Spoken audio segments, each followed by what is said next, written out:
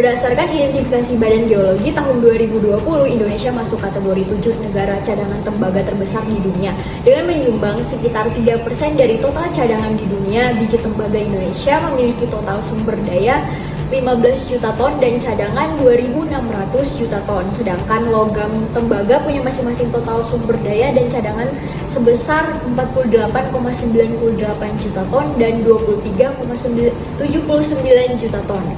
Nah, tembaga memiliki titik lebur 1083 derajat Celcius dan titik didih di 2595 derajat Celcius serta densitas 8,89 gram per cm kubik yang menjadikannya material yang sangat berharga dan berbagai aplikasi industri termasuk elektronik dan konstruksi.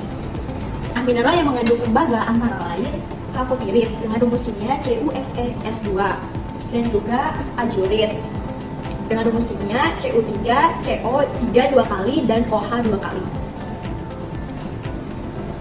Nah, ada juga bronit, kalkosit, kovalit, malasit, dan juga cuprit. Nah, teman-teman, sekarang seperti yang teman-teman lihat, ini mineral kalkopirit yang akan kita olah menjadi tembaga murni. Ada 3 metode utama dalam penambangan tembaga. Yang pertama surface mining, yang kedua ada underground mining, dan juga leaching. Untuk open pit mining adalah metode yang paling banyak digunakan di dunia. Jadi ada 2 cara untuk melakukan ekstraksi tembaga. Yang pertama ada pyroreactor process dan juga hydroreactor process. Nah, di sini ada penjelasan mengenai proses pyroreactor process. Yang pertama ini kita harus melakukan dulu pengolahan. Yang pertama ada pembusian atau reduksi curannya menggunakan pressure grinder. Yang kedua ada potasi. Yang terusnya itu untuk meningkatkan konsentrasi tembaganya menggunakan reagen. Jadi nanti akan terbentuk unsur yang hidrokopijen sendiri. Nah, setelah itu kita langsung menggunakan dryer yang nanti akan menghasilkan material. Dryer itu fungsinya untuk mengurangi kadar air. Di material ini nanti ada kemurnian volumenya sekitar 35-40%. Setelah itu dilakukan konverter dengan menembakkan udara ataupun oksigen sehingga terjadi kristal ini itu udah 98%-an. Kemudian lalu ada refinery ini bisa dilakukan menggunakan proses elektrolisis ataupun fire. Setelah itu ada elektrolit refinery ini nanti untuk kristal itu menjadi anoda dan tembaga murni menjadi katoda. Nanti ion tembaga yang ada di anoda itu tereduksi menjadi tembaga padat di katoda dan untuk unsur pemotongnya ada di kubur. Oke, jadi ini ada mineral yang sudah di crushing, jadi ukurannya sekitar 2 cm dan selanjutnya akan di grinding atau bisa menggunakan battle roll test.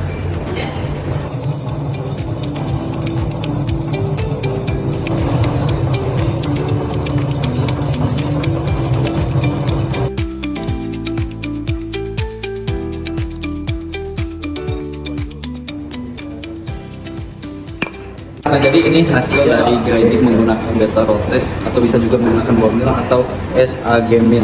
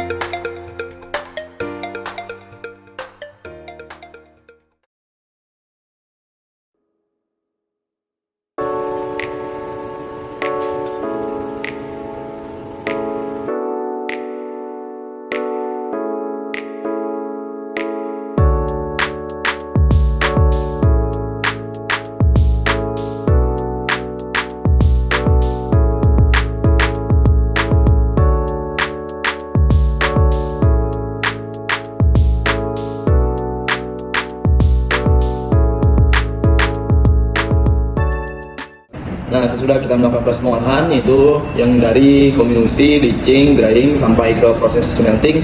Nah, kita masuk ke dalam proses smelting yaitu kami menggunakan furnace. Furnace ini kami gunakan untuk melebur biji tembaga dengan temperatur 1200 derajat Celcius.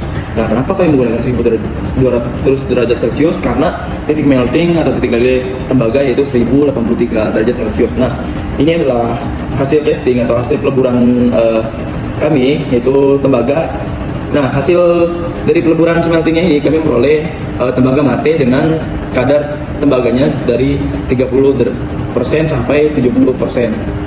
Nah, kenapa sih warnanya masih warnanya seperti ini? Itu karena masih ada proses selanjutnya, yaitu proses converter, terus refinery, terus sama elektrolik refinery.